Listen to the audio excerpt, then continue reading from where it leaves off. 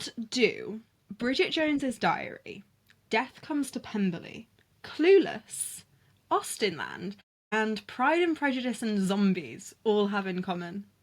I don't know, Abby. What do they have in common? Their author turns 250 this year. Hello and welcome back to the HERstory Project podcast. My name is Abby. I'm Jillian. And this week we are talking about celebrating, marking, insert another word here, the birthday anniversary of someone who probably needs absolutely no introduction, but we're going to give her one anyway. She was a novelist, a cultural icon, the unwilling muse of 1,000 tote bags, and someone we probably still don't actually know that well. Jane Austen. There we go. Yay! Jane Austen was born on the 16th of December, 1775, and what's pretty crazy is that after over 2 years of scholarship, adaptations, fandoms, an absolute obsession with Colin Firth in a see-through white shirt, romantic daydreams, Jane Austen still feels very much quite elusive, don't you think?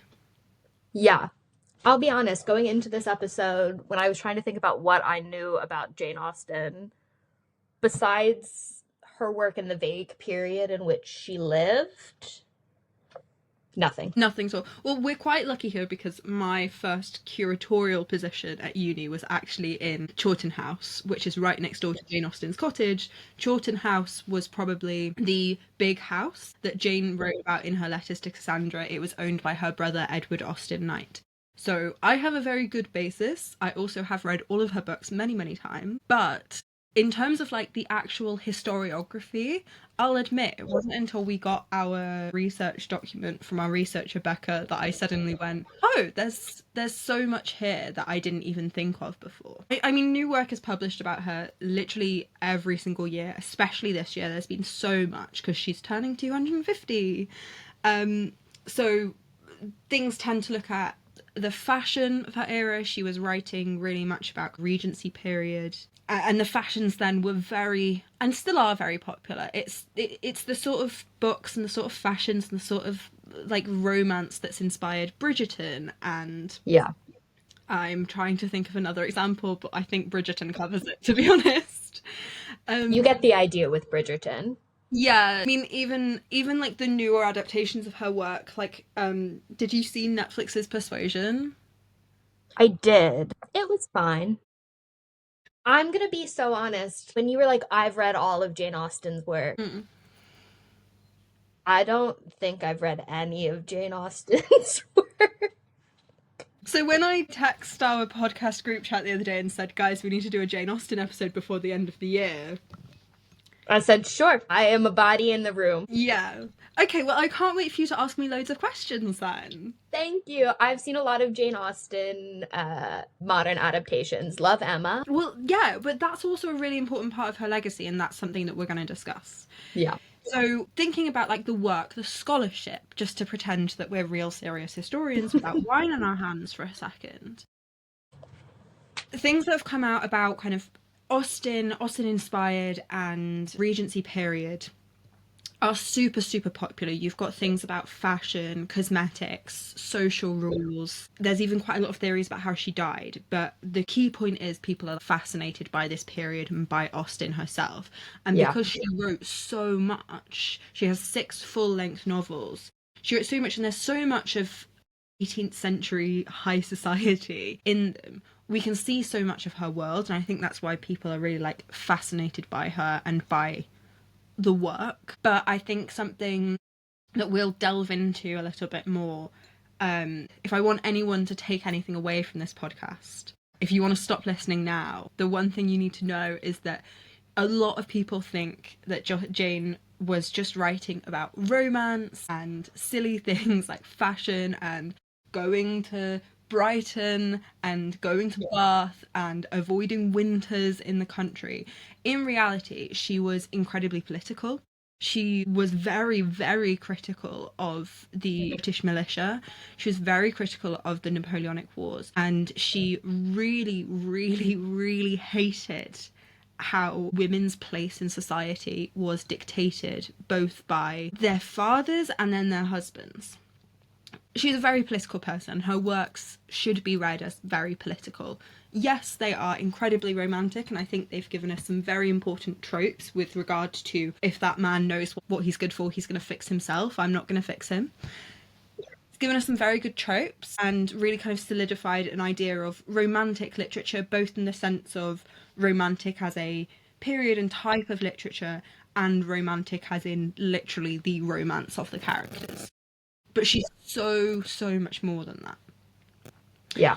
So today, Jillian, for the rest of this episode, we are going to look at not just Jane and the works that she wrote.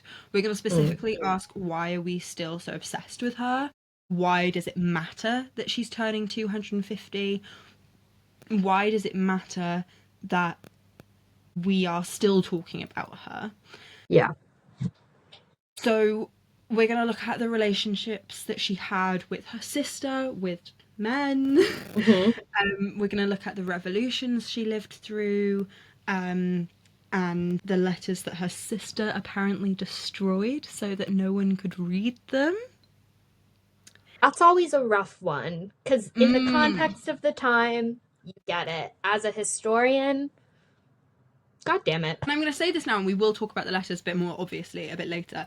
But a lot of people are like, oh, were they super scandalous? I think, personally, what was in those letters was she was probably just being an absolute fucking raging bitch about everyone they knew.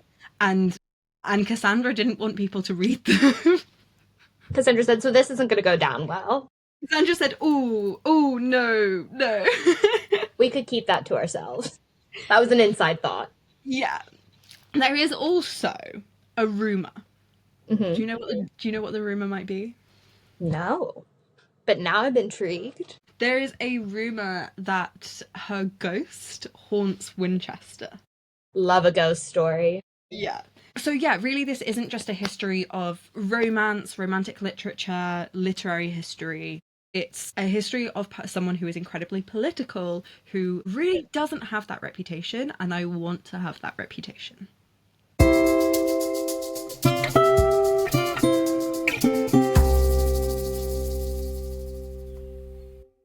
Obviously, we've already said there's not a ton that we know about Austen. She still seems this really mysterious figure, but obviously we know bits. So what do we know about her actual biography? So quite a lot, because she wrote a lot, not just in terms of the fiction she wrote, but she wrote a lot to her sister. So we have a really good understanding of where she grew up and how she grew up. So the kind of key biographical details are that she was the daughter of Reverend George Austen and Cassandra Austen. She had many siblings that I'm not going to list because we'll be here for years, but she was one of the youngest. She's the 7th of 8 children, and she was really close to her only surviving sister, Cassandra, who was 2 years older than her. Because this is the 18th century and they're a religious family, there's a lot of children, and there's a lot of children for the cousins as well. So they were really close with their cousins. So that was Eliza and her husband, Jean-Francois. Eliza actually then went on to marry Jane's brother, so also becoming Jane's sister-in-law. And they had a really close relationship, and it's actually thought that Eliza inspired a huge variety of characters and storylines in Jane's novels. Okay. So Jane herself was born in Hampshire at Steventon Rectory, and her and her sister attended schools in Oxford, Southampton and Reading. In her childhood, so when she was really young, about 7 or 8, she actually almost died of typhus fever. And it's very probable that because she suffered with that when she was quite young, she actually stayed a little bit ill for the rest of her life. She had quite a poor immune system, which is a shame because she died at, I think, the age of 41, so she was quite young when she died.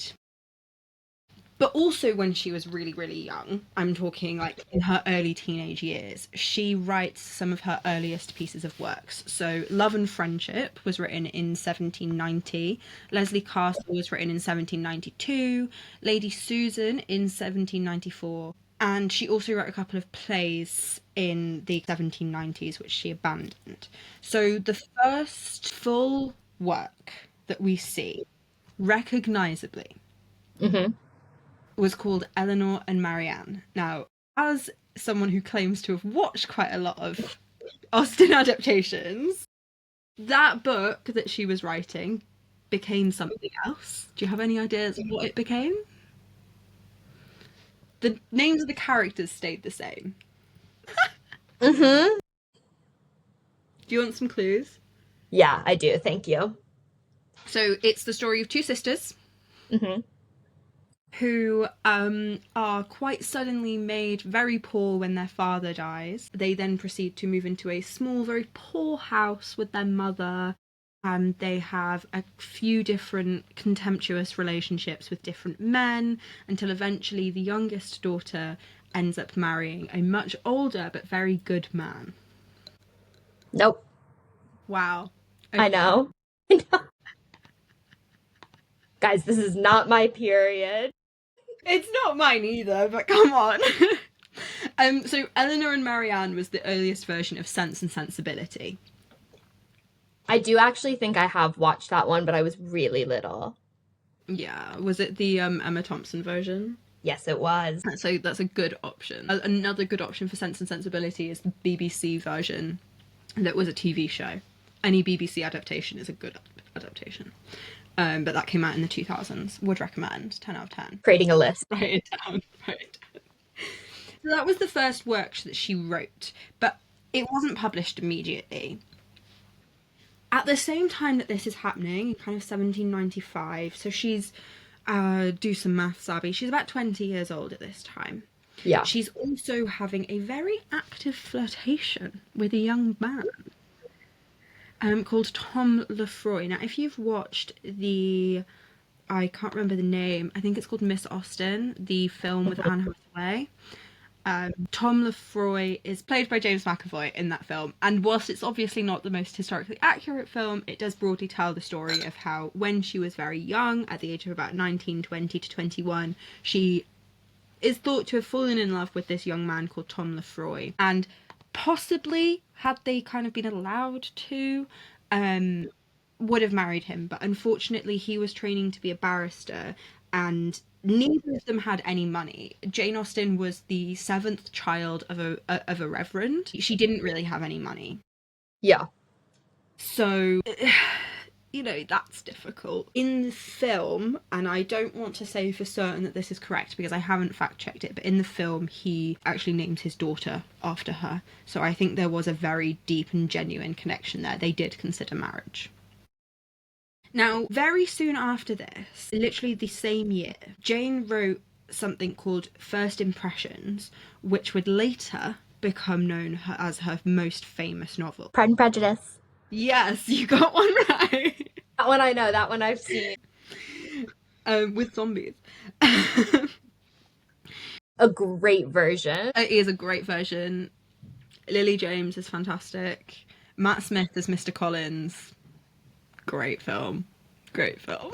Fever dream. It's a fever dream, but it's incredible. So, and I'm not going to go through every single year of her life because we'll be here for a very long time, but this is the point I wanted to get to before we kind of moved on with the conversation any further, because she writes the first version of Pride and Prejudice. The manuscript is actually rejected by a publisher, Thomas Cadell, after it's sent by Austen's father.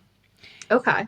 The following year, in 1797, her brother Henry marries Eliza. But around the same time, one of her older brothers has come into an awful lot of money because they had a, 4 or 5 times removed auntie and uncle, cousins, whatever you want to say. If had a mind map, they'd barely be on the same page, but it is what it is.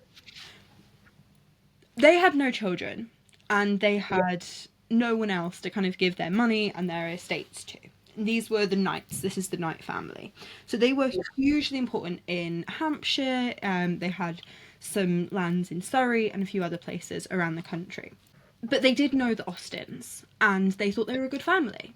So they decide, when the children are very young, so much before 1797, that they're actually going to adopt, basically, Jane's older brother, Edward Austen, and he becomes Edward Austen Knight so that he can inherit these lands and these houses. Mm-hmm. which he does around this time.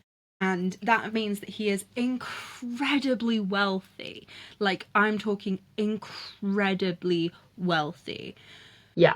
He owns Gomersham Park, he owns Chawton House. Now, Chawton House is important because this is the house that Jane Austen herself lived in for 3 months and then lived the last 10 or so years of her life right next door, going there very regularly.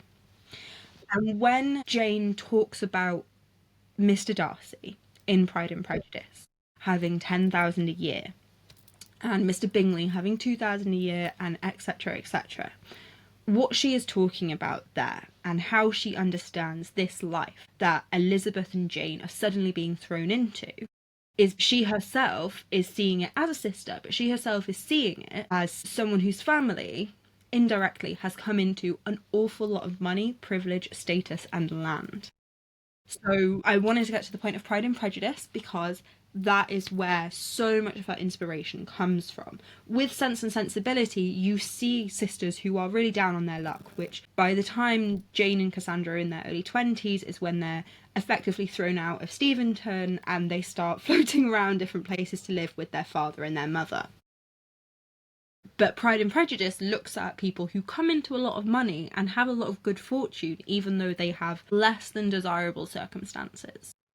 Yeah. And that's kind of where that inspiration comes from. So that's really, really important. And if you've ever, or rather, if you haven't ever been to Chawton, it's a little bit out of the way, about an hour and a half or 2 hours from London. It's really near Southampton, in a really small village called Alton. You've got both the houses there, and I'll tell you what, have lunch at Chawton House. They have an excellent tea room. And then go and get afternoon tea at Jane Austen's cottage, because it's beautiful. They also have quite a lot of costumes from the various different adaptations of the films and TV shows there, which I think is really cool.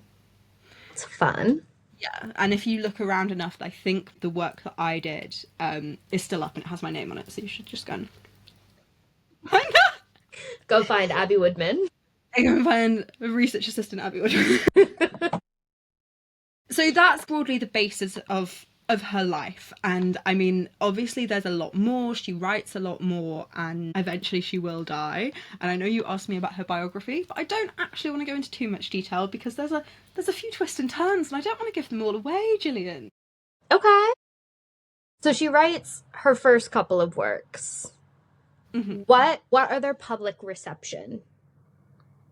Well, once they are published, because that's the problem. Because the first version of Pride and Prejudice is rejected, Jane is a little bit defeated. Because I do want to say that writing as a woman at this point is a little bit complicated, because a lot of people will assume that it was automatically something that just like wasn't done. Yeah. And I don't want to go too much into the nitty-gritty of it, so I will make sure that we include a couple of suggestions on like where to read and where to listen, if you want some more information about that. In fact, there's a really good episode of You're Dead to Me, which talks about this in itself. But women were publishing, women were writing at this point. They'd been writing very publicly since Aphra Behn in the 17th century. Yeah. So Jane Austen, as a woman, writing in and of itself wasn't something that was like too crazy. Yeah. However, they weren't necessarily known. So a little bit later, but a similar thing, the Brontes all published under pseudonyms. Now, everyone knew that they were actually women, like realistically, but they published under male names. Mary Shelley's Frankenstein was published anonymously. Now, Jane Austen's works, and I think this is really interesting about Jane Austen's works, is that because of the topics that they are talking about and because of the perspective that they're coming from, I don't think it was possible for them to be marketed by a publisher simply anonymously. They were very clearly written by a woman. Yeah. So unlike with the Brontes, they couldn't be published under false male names. They couldn't, like George Eliot's work, they couldn't be published under a male pseudonym. And Frankenstein could have very well been published under a completely new male name and been understood to have been written by a male author, because it wasn't a typical, quote, typical subject matter for a woman. Yeah. Jane Austen's works look at the lives, the intricate lives and relationships of women. On a practical level, no man now could effectively or convincingly write that book. No. Even from what I know of the adaptations, there's no way any of that was written. Fight me in the comments if you want to. You can't have that from a male author. So Jane Austen's works were eventually published, but as by a lady. Okay. But when were they actually published? Because I think that was your actual question. Maybe. It was a 2-for-1. It was a 2-for-1 question. So the first thing that actually sells is in 1803, and it's Susan. It's sold to a publisher, Benjamin Crosby, through a family connection. It's sold for £10. However, it's not published. Rude. Yeah, exactly. In fact, the first work to be published by Jane Austen, bearing in mind that she has been writing since she was about 12 or 13, was published in 1811. The girl was, let me do the maths, over 30? Can't do maths either. I think she was over 30. We're going to stand by that. Yeah, I think she was 36, but I'm not 100% sure now. I'm really overthinking it.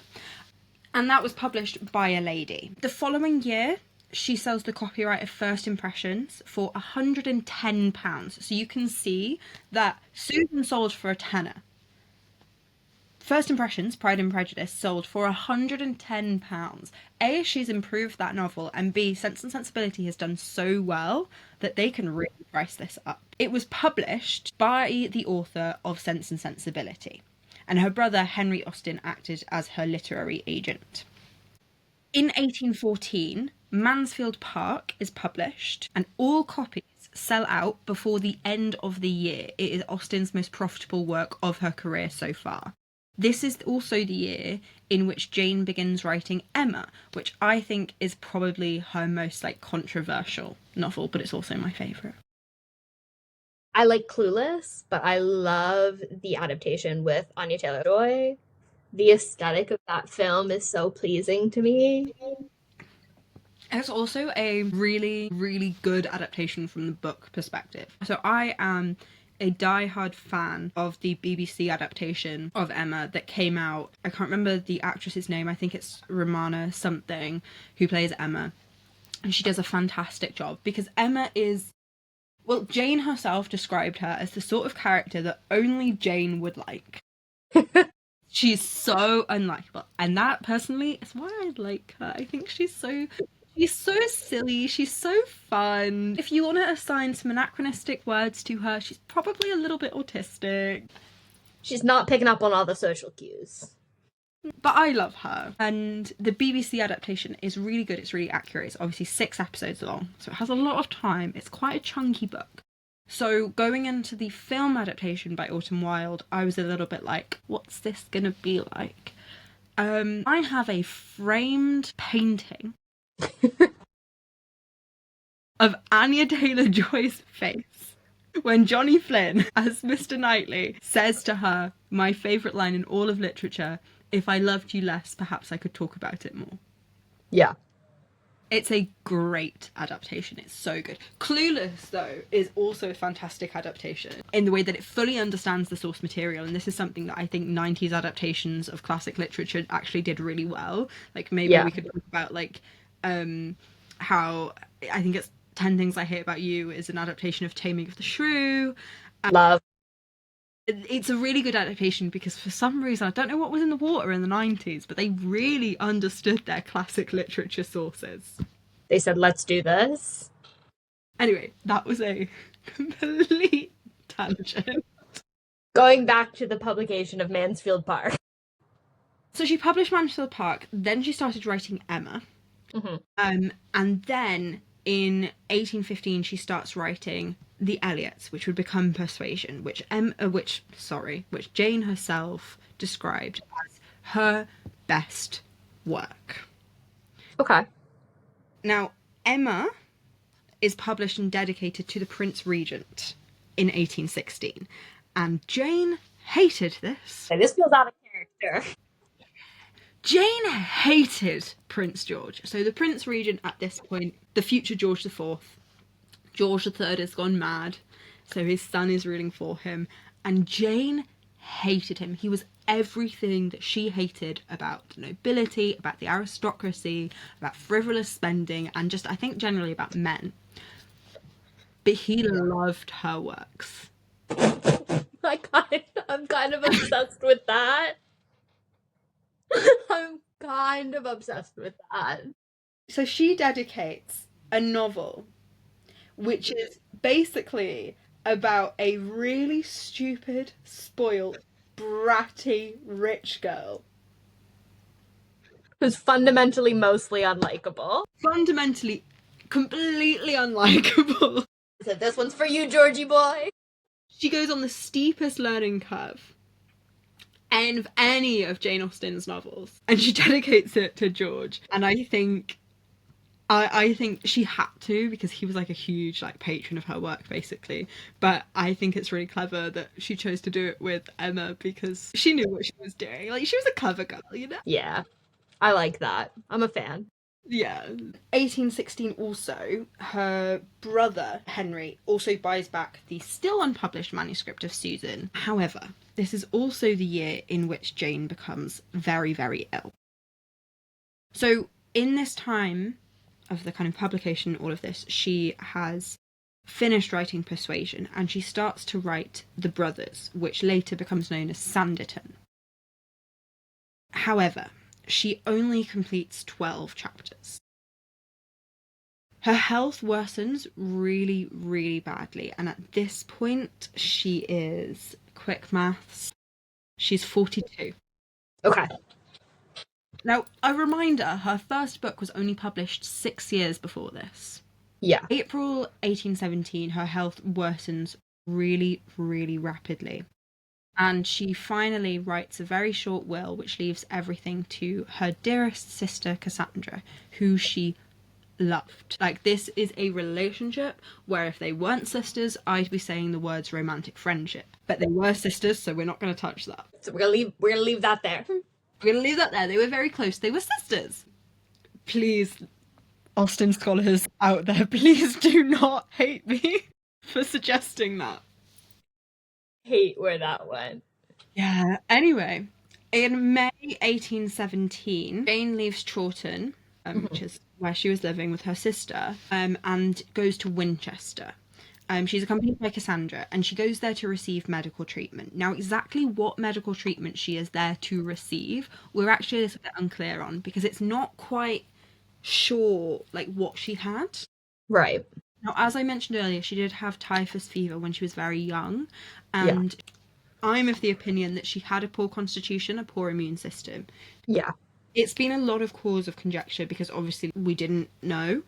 People have suggested that she had Addison's disease, cancer, lupus, tuberculosis, even arsenic poisoning. That one's a little bit strange, because you think, oh my god, who would be trying to poison Jane Austen? But in reality, arsenic was a really common household substance, genuinely just kept around the house, and the full effects of arsenic as a poison, it was known to be a poison, but the full effects of it weren't fully understood or taken seriously. And she writes a lot in her letters throughout her last couple of years that she's suffering with skin discoloration and feeling like generally ill, which can be a symptom of arsenic poisoning, but it can also be a symptom of tuberculosis, of lupus, of all of these other things. In reality, we're never going to know. She dies in July 1817. She dies in Winchester, which is where she is buried. Interestingly, and I say interestingly, and in reality I mean devastatingly, her tombstone in Winchester, which you can go and see, it's still out at Winchester Cathedral, literally just lists her as Jane Austen. It doesn't make any mention of her literary work. I guess because nothing yet is published under her name. By the time of her death, her name is known. It's not wildly publicly known, but within the same year, by December 1817, Jane's work is printed on the publications of her works. That comes out for any new editions, but specifically for the first publications of both Northanger Abbey and Persuasion, which are both published posthumously. Yeah. Okay. And I think what's interesting is perhaps this was Cassandra trying to protect her sister, who did stay anonymous throughout her entire life. But that could have been changed by Cassandra, by any of her brothers, at any given point, years after her death. For context, Cassandra was 2 years older than her, so Jane died when she was 42. Yeah. So Cassandra was 44. Cassandra didn't die until she was 72 years old. She had a good 30 years where she could have made amends. And she did do a lot, and we're going to talk about this after when we're talking about her letters, but Cassandra did a lot to protect her sister's legacy. I think she loved her sister more, as much as a mother would love their daughter. I think they had a very almost motherly relationship, which I think is typical of siblings in this period because of the kind of relationships that people had with their parents. Yeah. She had 30 years to change that, and I wonder then, like, there's a lot of conjecture and speculation that we can make about it. But, I mean, I don't know. What do you think? Why do you think Cassandra never bothered to change it? I don't know. I guess all I can think is that she was protecting her anonymity. And maybe part of it, and I don't know how popular Jane was as a cultural figure by the time of Cassandra's death, but maybe it was also something to protect that for the family, to make it less of a public spot. Perhaps, but I mean, it had become a point of pilgrimage. In a way, people knew, as soon as they knew who Jane Austen was, they weren't ashamed or embarrassed because she was a woman. They simply loved her. Yeah. So Jane dies in 1817, and in 1832, Richard Bentley purchases the remaining copyrights to all of Austen's works, and he publishes them in a 5-volume collection. Okay. So what's significant here is that there is still enough enthusiasm around her work 15 years after her death to justify publishing a 5-volume collection of all of her work. People are like fascinated by her. There's a recent BBC semi-documentary, kind of conjecture, which has come out, which focuses on Cassandra Austen. They've really aged her down because the period in which this is meant to be happening is 1843, which is a solid almost 20 years after Jane's death. So she'd be, what, in her 60s? Yeah. I think Keeley Hawes plays Cassandra in this TV show, and Keeley Hawes is definitely not in her 60s. I'm just going to say that. 40s at best, and basically what happens in 1843 is Cassandra destroys 2/3 of Jane's letters. Okay. That is a significant chunk.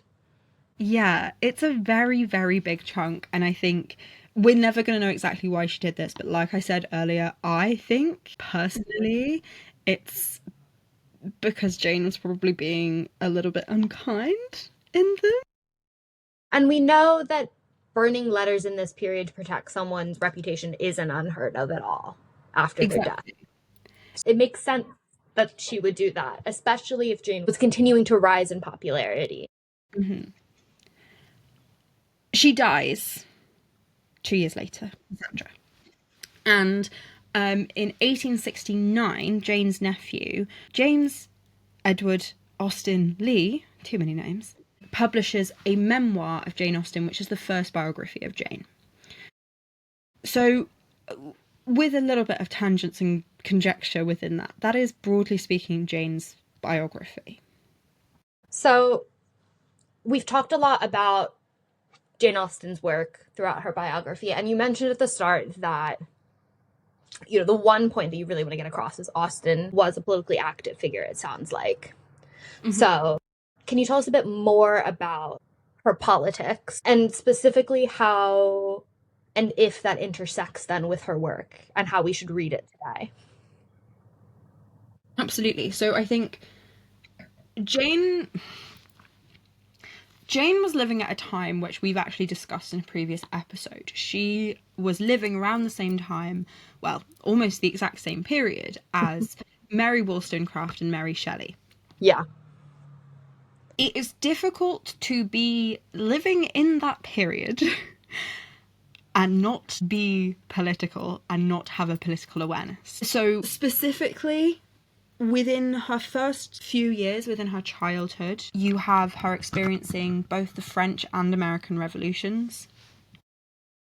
A bit later on, and really heavily included in her novels, at least in the background, are the Napoleonic Wars. You have got colonial expansion, really significant rise in capitalism, which you see through merchant classes. Romanticism, it is a literary movement, but it is inherently political. Gothic fiction becomes super, super popular. You have a lot of... Shelley! Yeah, you have a lot of debates around slavery, but you also, and this feels a little bit heavy, and I'm not sure why I've listed them this way, because going from slavery to this feels a little bit problematic, but you've also got huge upheavals in terms of celebrity culture. So you'd always had famous aristocrats and famous people and people that you kind of like knew about. Yeah, but cheap print culture's booming now. Yeah. So we got the gossip rag. You've got gossip. And I know we love to do this, so I think it's a really useful kind of historical tool. But you have not quite the birth, but the popularity of the scandal sheet and scandal papers. Now, I'm not saying they were exactly like Lady Whistledown's in Bridgerton, but there is a reason that Bridgerton is based on this period, and it was because scandal pamphlets and sheets and gossip became really, really popular. And all of this, even if it sounds silly, why do we care about celebrities? Why do we care about romanticism? Why do we care about literature? All of this is political, because remember, they don't have a TV to turn on and be like, let's discuss the political repercussions of the fact that they're still eating live animals on I'm a Celebrity. Yeah. That is the same thing. That is what we're talking about here. The veganism debates on I'm a Celebrity and celebrity culture in the late 18th century, they're one and the same, and they are equally as political. They might look pointless to an extent, but that's what matters to people. And if that matters to people, that does make it political, unfortunately, /fortunately, however you want to look at it. And Jane herself was very, very aware of the kind of political world that she lived in.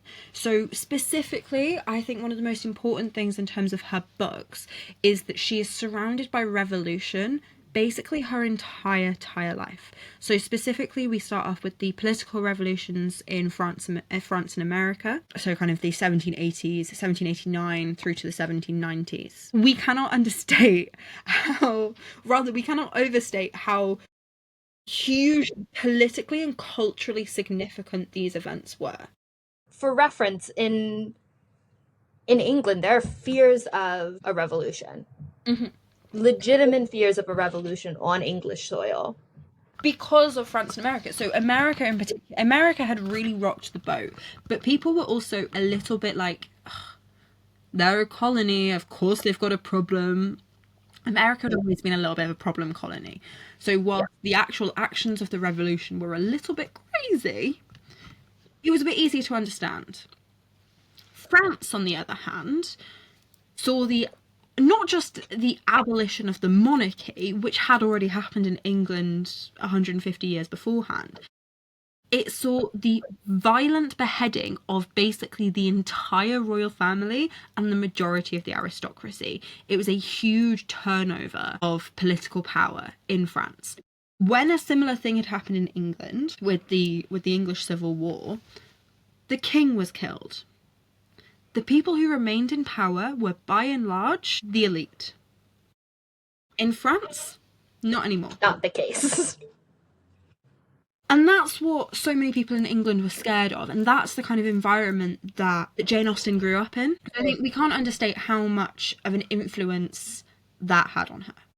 Now, in the aftermath of specifically the French Revolution, we have the emergence of the Napoleonic Wars. And the Napoleonic Wars is really what sees the backdrop of most of Austen's novels. Do you know much about the Napoleonic Wars, Jillian? I should from my AP Euro days, but let's see what I can recall for you. I know they're on and off over a period of time, largely in the early 1800s. They're fought between France, England, and England's various allies, usually that had already been invaded by France, so allies can be used fairly loosely here because what they were actually providing in terms of support, typically minimal. But the whole idea was to like stop French imperialism within Europe. Yeah, so Napoleon becomes dictator, XYZ. We're not going to go into French history right now. Read a book. Yeah, read a book. Go and watch Napoleon. Go and watch Ripley's Napoleon. It's not historically accurate, but it's great fun. Watch some horrible histories. They talk about Napoleon a lot. There we go. So yeah, you've got the Napoleonic Wars going on, and specifically what this means for people in England who are probably going to stay in England for most of their life, specifically women, is that you are seeing a lot of men going off to war and not knowing if they're ever going to come home. You can draw some parallels with the First World War here, I think, especially. But for specifically for Jane, what this meant is that she actually knew quite a few young men who would die, not necessarily in, but because of these wars. One of them in particular was her sister Cassandra's fiancé. So he was the youngest brother of a close family friend who lived near them in Steventon. They get engaged, and then to make money for them, because obviously he's a younger son, he decides he's going to go on this merchant mission. Because of complications with the Napoleonic Wars, they have trouble getting supplies. He effectively protracts, I think, tuberculosis or scarlet fever or something along those lines, and is buried at sea. Cassandra never marries. That's how serious this is for her, which, you know, as Jane Austen's books can testify, is a super important thing for a woman of their class to do. Yeah. So they're directly affected. They also have family members who fight in the Napoleonic Wars. It affects literally every member of society. Multiple of the royal family fought in the Napoleonic Wars, including the future William IV. I think this is the biggest impact you see in her novels, because both Captain Wentworth in Persuasion and in Pride and Prejudice, you have direct impacts of the Napoleonic Wars. So Captain Wentworth is a captain in the Navy. So if you don't know the story of Persuasion, basically the Elliot family are this kind of landed family, and much like a lot of families in the kind of early 19th, late 18th century, they're not doing too well financially because they are not very good with their money. We will talk about this in a future episode when we talk about Downton Abbey. Yeah. They're not very good with their money because they don't invest. They don't see why they need to become businesses after centuries of just living on the land that they own. Yeah. These families become land rich, cash poor. That's a huge problem for them. But because they're land rich and they have a title, Anne Elliot's family is like, no, don't marry Wentworth, who's not a captain at the moment, even though she's in love with him. So she says no. She says no to this proposal, and they don't get married. He comes back 8 years later. He's a captain in the Navy now. He's a really good prospect. Eventually they get married and they blah, blah, blah. But he's made his life and his career through the Navy, which in this case is showing us that the Napoleonic Wars could provide quite a lot of opportunity to young men who didn't have options otherwise. If you survived. That's the caveat, right? If you survived. On the other side of things, in Pride and Prejudice, you have, at multiple points, you've got a man called Wickham. I know Wickham. We all know a Wickham, Jillian. God damn it, Wickham. One of the plot points in Pride and Prejudice is Mr. Wickham, who is a family friend of Mr. Darcy. And he basically has no money and blah, blah, blah, blah, blah. Read the book, watch the film. I'm not explaining the plot to you. It's too well known. Persuasion isn't, so I can justify that one. Basically, Wickham has then joined the army. He's joined the English militia, which is fighting in the Napoleonic Wars. And specifically, what they do a lot, which is what a lot of armies had done throughout the early modern medieval periods also, is they basically just travel around England, and they're a point of supposedly protection, but they can also be deployed with the Navy to France at any point in order to go and fight for England. But they're kind of just floating around, and that's how Kitty and Lydia meet Wickham. And that is how Lydia Bennet, this silly, silly girl, ends up getting married to this silly, silly man. And he's a huge problem, and you see that the militia, they're considered quite problematic. But they're also like, it's known that these men's lives, like they're kind of like looking for women to sleep with in each of the towns they go to, because they know that at any given point they could go off to France and die. Yeah. Jane's not a fan of these, and you can tell that in the way that she writes Wickham, because she's so kind of critical of him. But you also see that she's aware of how perhaps she personally might have been fooled by these wars and by these men previously, because at first Lizzie Bennet is quite sympathetic to Wickham. She likes him and she's bought in by it, and it really, I think, gives insight into how they're living with this kind of threat of war and political upheaval the entire time, and they're so used to it, and B, that they don't really see the danger of it until Lydia has made this stupid choice. So I think that's kind of the most, like, there's a lot of political things. We could talk a lot more about how her writing all of these novels whilst also remaining unmarried is a criticism of how society expects women to marry and assumes that the only way that they can be financially stable and be happy and be secure and be safe is to have a man with a ring on their left hand. That's the only way it could be possible. So I think that in and of itself is a really political thing that she is saying. Yeah. But you also have things like her kind of awareness of slave trade, like the abolition of the slave trade. Those discussions happen in the background of some of her novels. You have kind of societal awareness from her in all of her novels about fashion, class and race, especially class.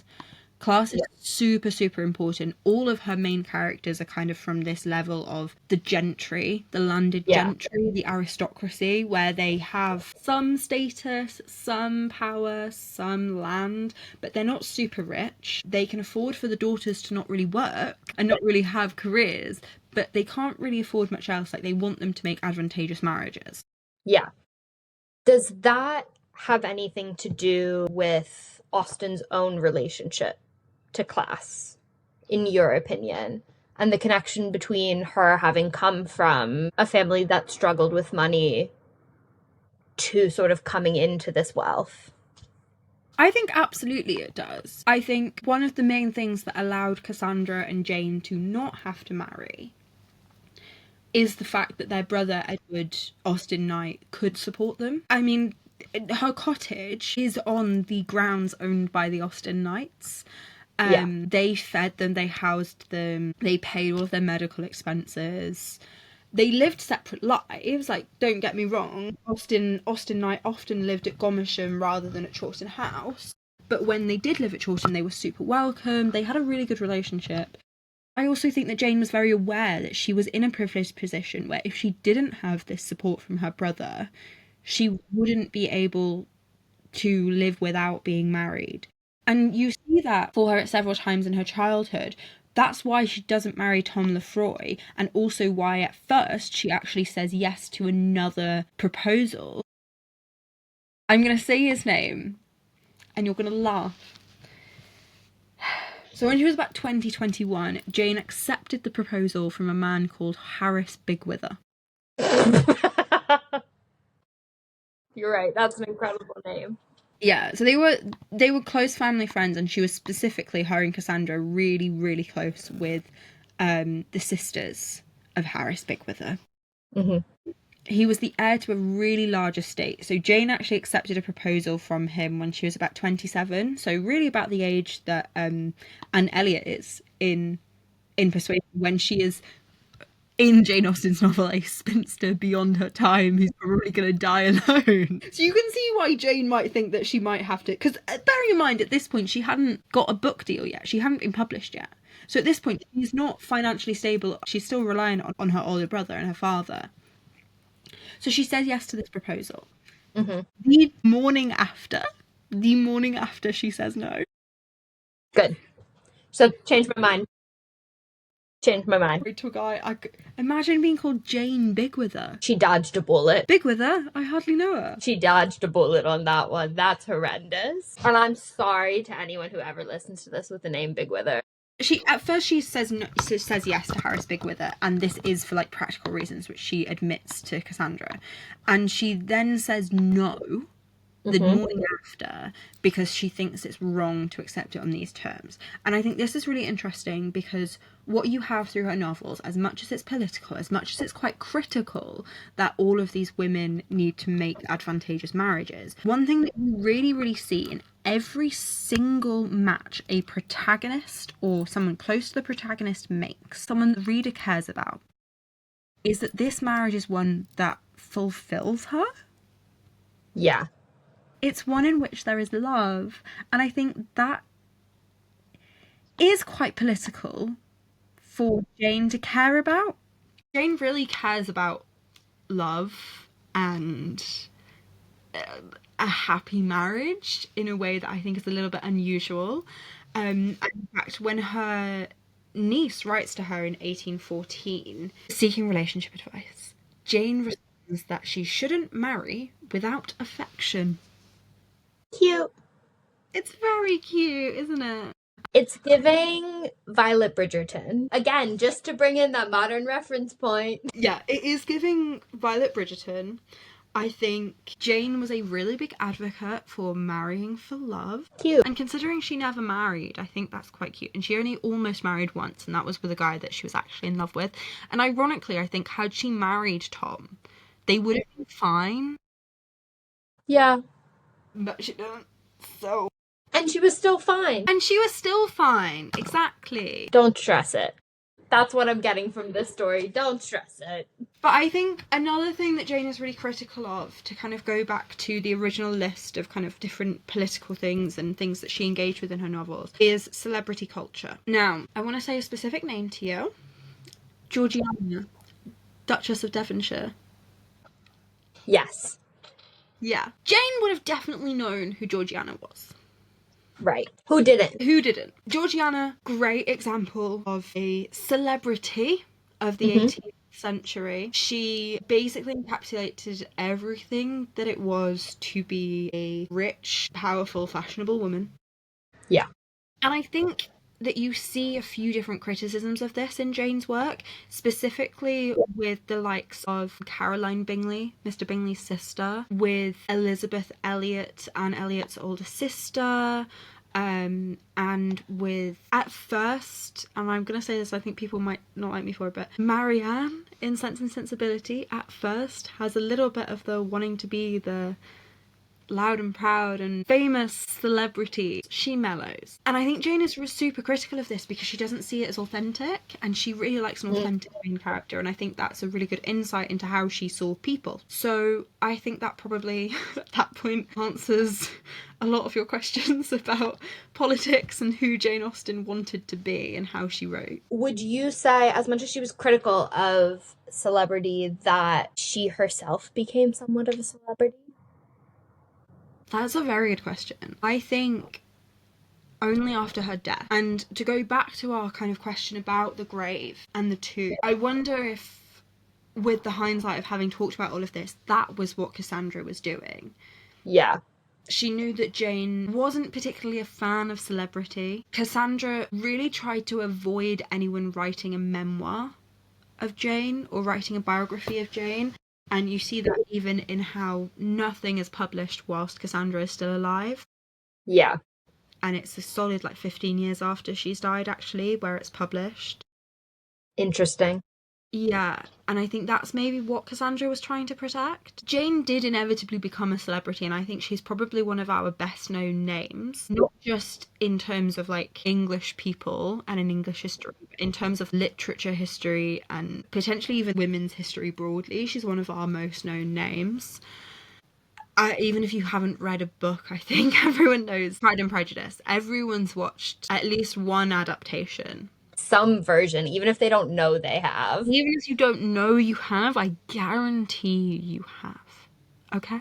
Okay? That sounds like a threat. So I guess yes and no is the answer to your question. Yes, effectively she did become a celebrity. But no, I don't think she would have called herself one. And no, it wasn't really in her lifetime. So I don't know if she really saw the benefit of it. She never got paid that much. Yeah. Her brother Henry controlled a lot of the copyrights and controlled a lot of the selling. To a point, Jane was really only interested in writing, and maybe she should have been a little bit more interested in money, but she was mostly interested in the writing. And I think that says... I mean, it's very easy now to look back at it and be like, oh, Jane was a very righteous person and she only cared about this and this and this. But I do think that she didn't like the celebrity that came with her name. Sense and Sensibility could have been published under her own name, or at least Pride and Prejudice could have been after the success of Sense and Sensibility. And she didn't take that option. Nothing was published under her own name until after her death. So I think she avoided becoming a celebrity as much as she could. Yeah, very interesting. But she is a celebrity today. So shall we talk about her modern legacy and the many, many brilliant modern adaptations of her work? More than we already have. I think, I mean, we've said it before, but like, I genuinely do find it quite useful to talk about history in terms of what we make of it now and what we understand it now. And I think it's very difficult to separate a historical figure or a historical period away from how people learn about it in the first place. And to bring it to our kind of normal point, something we've talked about a lot on this podcast, it's very difficult to talk about the Tudors, especially to anyone of our parents' age, without mentioning the Tudors as in the TV show with Jonathan Rhys-Meyers and Natalie Dormer. Historical fiction does genuinely have such an important place, I think, in historical study. But to think about Jane and the kind of literature, it's an interesting point because we can very easily be critical of historical fiction, actually. Yeah. As much as I think it's valid and very important when studying history. Austen's books, as much as Shakespeare's works, were meant to be understood and adapted by different people at different times, and the fact that they are still having such a profound effect is actually, I think, testament to how important her work is. I mean, if we want to talk about her legacy, it's really important. But I mean, I don't know, what do you think of when you think of kind of Jane Austen adaptations? Where does your mind go? I think your comparison to Shakespeare in so many ways is really apt, because that is sort of where my mind goes. Like, I put Austen adaptations on par with a lot of modern Shakespeare adaptations or retelling, in that you do sort of see them with the same frequency. And I think that really speaks to impact. She really defines the Regency era for so many people because she gave us such an intimate look into what those lives were like beyond sort of the grand posturing of politics that sort of big H history would give you. Yeah, we've talked a lot about kind of politics and the relevance of politics on her life and her works in this episode, but I think what is maybe specifically important that we haven't mentioned is that she talks about politics in such a normal way that you don't realise it. You understand... It's politics in the home. Yeah, you understand socially what's happening, and almost it takes a little bit more of like critical thinking to understand that, oh, this is also political. Yeah. I think that's really important. I think it was also interesting how she's possibly up there with Shakespeare in terms of people whose works have been adapted so many times. I think it's maybe a little bit classist at this point to say that like some of my favourite works of kind of adaptations are the ones which follow the books and the period to the letter. Yeah. And really focus on them. But I think that's also me just being like a historical nerd, and I love historical costuming and XYZ, so I really enjoy that. Also, Austen does a really interesting thing where she captures not just the kind of political and economic and class divide of her time, but she captures something in terms of gender and love and a want for romanticism that you don't necessarily see in other novels of the time. Like, there's a reason, I think, as much as I love it, and we've spoken about it on a previous podcast app, but there's a reason that all Frankenstein adaptations happen in the early 19th century. There's a reason why Wuthering Heights, which is coming out on my birthday next year, is set in the 19th century. And it's because the things that those specific novels are a commentary of are really exclusive to their time. Whereas Austen's works are super timeless, because the points she makes about politics, about class, about division, and about women and about gender. They haven't changed. Maybe that in and of itself is a criticism, because why are we still able to apply 18th century works to the 21st century? I'll let listeners think about that. Guess there's something timeless about a heterosexual love story. There is something timeless about a heterosexual love story. I mean, you know what I'm like. I take pretty much any love story and go, but what if this was a butch and a femme? I've already rewritten it in my head. Don't worry about it. My modern retelling of Persuasion, which does exist in a half-written manuscript on my laptop. But yeah, you know it. Of course it does. Of course it does. Wentworth is not a bloke, I'll tell you that much. They're not a woman either, but they definitely weren't assigned male at birth, so... Incredible. Timeless. So I think perhaps what's important about Austen's works and why we still care about them is the fact that she is commentating on something which is still so relevant. It's the fact that there is a unequal divide between genders, between the freedoms that women have. And I think at the root of it, that's what the political commentary in her novels is. It's the fact that these women, her main characters, their only option is to marry because they can't be financially independent. Jane Austen herself was able to do that, but she was also only able to do that because her books sold. But she was only able to do that, again, because her brother was supporting her. Yeah. And I think she's really aware of that. I think that's really important. So in terms of kind of the modern adaptations and how well they understand her, I think that's maybe why I like the ones which are like are set in her period, because they seem to grasp the kind of difficulty, whereas Clueless, as much as I love it, really focuses on the romance and the spoiledness of Cher, which is relevant and is a really important part of Emma's character. But Emma also knows that she should marry in order to be safe. And Mr. Knightley is a great match. Not that Paul Rudd isn't, but Knightley is a great match. I don't know, do you have a favourite modern adaptation? I love the Emma movie with Anya Taylor-Joy. I do just think that that's my favorite. I love Clueless. That's probably number 2. But mostly because it holds a soft spot in my heart as an early classic. I think they're all really important. I think they're all also definitely worth a watch. I always encourage people, and I've said it, I think this will be the 3rd time I've said it now. Jane Austen by the BBC, the 1995 Pride and Prejudice, the best version of Pride and Prejudice ever. I'm sorry, Keira Knightley. I'm sorry. But you don't have Colin Firth. You don't have Colin Firth. Fair. I think Bridget Jones, perhaps a little bit controversially, actually a really good modern adaptation of Pride and Prejudice. Yeah, I've never really It's considered not it, but direct and it's not exact, yeah. but it is, and that's what it is. And I also really enjoy that Colin Firth still plays Mr. Darcy in that. There's a through line here, and it's Colin Firth. And it's Colin Firth. I just really love Colin Firth. I think it's because he looks a little bit like a lesbian, to be honest. Like, he doesn't. I'm sorry. If you squint. If you squint, I mean, you don't even need to squint that hard. All the way through Mamma Mia, I was rooting for Colin Firth, and there's a reason for that. I was just waiting for him to come out. Even when I watched that movie at like 10 years old, I was like, that's a gay man. You know what we haven't spoken about? We haven't spoken about the ghost. The ghost. I love a ghost. Give me the ghost story. Give me the ghost story. Okay, firstly, do you believe in ghosts? Of course I do. Do you know who you're speaking to? Bitch. Do I believe in ghosts? I ran a ghost club in my 3rd grade class.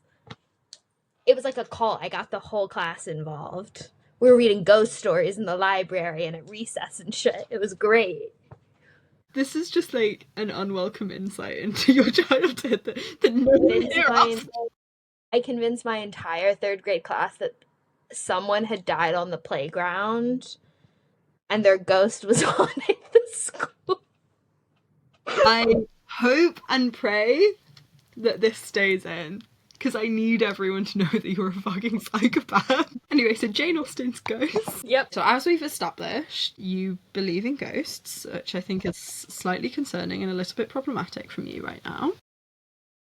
Now, the house in Winchester where Austen died, which I believe has a blue plaque, and I believe that because I walked past there drunk. For context, I went to uni in Southampton.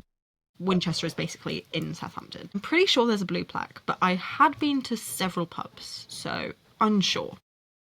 Could be. Could be. So the house in Winchester where Austen died is a stop on ghost tours in Winchester because people swear they have heard Jane writing and like generally like haunting the place. Now, obviously there's no like direct historical evidence, but I think what's really important about this is that we obviously like want her to be around and to haunt us. I mean, I think we miss her letters that Cassandra burnt, and I think maybe if we had them, there wouldn't be such a strong idea about her ghost. But something that I think is really interesting when I've been to Winchester is everyone is obsessed with the fact that she lived there for a really brief period of time and then she died there. They want you to know. This woman hated cities. She hated Winchester, she hated Southampton, she hated Bath. Yeah. But they're like, she died here. She died here. And I think that's really interesting. Now, obviously, like, other than Jillian, most of us can accept that ghosts aren't real. Fine. However... Lame. I just think it's lame of you. However, some historians have actually seriously considered the ghost thing. So I've never done that. Yeah. But okay. Context. The context is they aren't seriously saying, oh, is she a ghost? What they're saying is, why do we want her to be a ghost? And similar conversations come up when we talk about ghosts of Anne Boleyn and Catherine Howard. And I mean, it's us, so we're obviously always going to go back to Tudors. And I think it's people who potentially feel like they have unfinished business. People who maybe we wanted more of. Yeah. And I think maybe what's so tragic and why we want the ghost of her is that she feels quite unfinished. She didn't finish writing Sanditon. We've got for example, I mean, Sanditon was published in the early 20th century, and we have the ITV adaptation which extends the novel. We don't know how that would have actually finished for her. Probably very different from how anyone else would have imagined it. And the last chapter would have definitely just been her saying, so-and-so got married to so-and-so, and so-and-so got married to so-and-so, because the girl very clearly got tired of writing dialogue by the time she got to her last 3 chapters. She wasn't writing anymore. She just told you Anne Elliot got married to Wentworth and blah, blah, blah. And this is what happened. You're welcome. Everyone lived happily ever after. Obviously, we don't get an end to Sanditon. I think we don't talk about Sanditon enough. Yeah. Interesting story. But maybe that's why we're like so focused on her and why we still want more from her. Like, we want her ghost. We want more adaptations. We want more from her because she died at 42. That's really young. Yeah. And I think a lot of people think that she probably lived for a lot longer because she's such an important figure. But I also think maybe it's because she died so young that she is such an important figure. What do you think? I mean, I think her work would have stood regardless, but I do think there is something to be said about the want for more.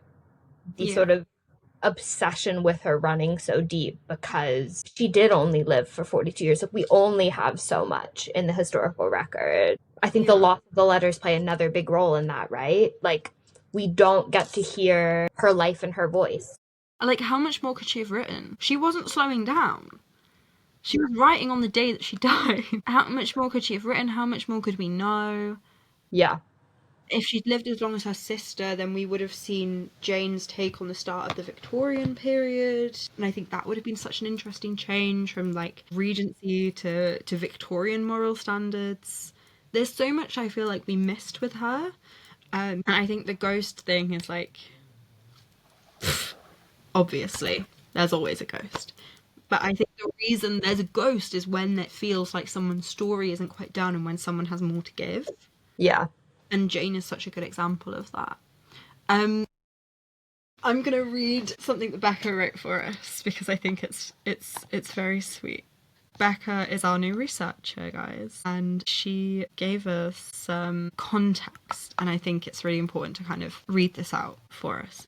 So Becca asks, one of the things that keeps us coming back to Austen is our need to know more about her. We feel like we can get closer to her through her books because they are pretty much all that's what's left of her. Whilst it's very likely that Cassandra destroyed most of Jane's letters before her own death, so our knowledge of her is limited, who Jane was can be read through her books. We're not short of viewpoints to look at in Austen's works, but does this mean that she feels like an overwhelming subject, and are we tired of Jane Austen? Clearly not. She's something fun, she's something interesting, and she's something inherently political, even if we don't always recognise it. I think that's a really perfect summary of her. Yeah, I think that's great. So I think this is a perfect place to end this episode. Mainly because I've now had half a bottle of wine to myself and no food. Abby needs to go eat. I mean, it's some food. But I also think that this has been such an interesting episode, and also a kind of a bit of a landmark one for us, because this is the first episode we've recorded that we haven't researched ourselves. Wild times. Yeah, whilst obviously I'm a fan of Austen and her work, so I've known most of what I'm talking about. The bulk of the research, the structure, has been done by our fantastic new podcast researcher, Rebecca Gadd. And this episode will also be produced and edited by our producer, Caitlin Paul. So it's been a little bit of a test run on how well we can work as a team rather than just Jillian and I. I think we want to both of us extend a huge thank you to both Becca and Caitlin for kind of joining our little makeshift podcast team, which kind of thrives on chaos and alcohol. I was going to say chaos again. You're the one who added in alcohol. I don't know what you're talking about. But hopefully you've enjoyed this episode. Hopefully we will have a lot more well-structured, well-researched and well-edited episodes to come in 2026. Our next episode, I believe, would actually come out on Christmas Day. So unsure if we'll get another one out before the end of the year. But if not, Jillian and I will speak to you next year. Wild. Crazy, crazy times. So I think all that's left to say is I've been Abby Woodman. I've been Jillian Ducker. And this has been the HERstory Project podcast. Thank you so much for listening.